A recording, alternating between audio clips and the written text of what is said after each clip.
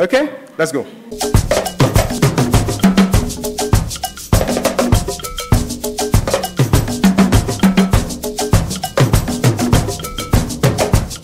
So when you see people dancing, you say that they are doing African dance.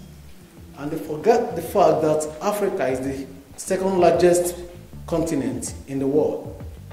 So erroneously, they group us as one small people. But they do not really know that Nigeria alone is so big. Yan man kon sam danse Igbo. Igbo lele, Igbo lele, Igbo nation. What are you doing there, Igbo lele? Yan men, like that, Yan men, like that, I dance the Igbo. And yeah, we can break stereotypes and set trends, mix matching everything. That's part of who we are. While Igbo spiritual beliefs were undoubtedly integrated into Obia, Obia is an amalgam of several diverse religious traditions. Traditional religion is a more than witchcraft, juju, and black magic. So part of our inheritance, our heritage, that should at least be properly understood.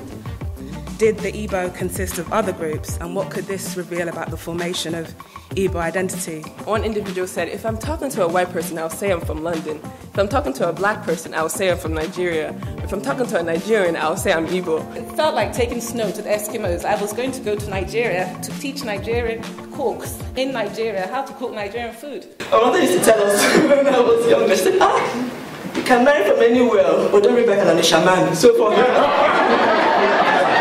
Onisha was her.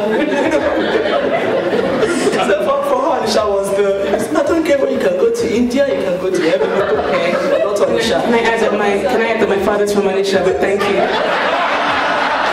She is Igbo. She says she is. I claim her.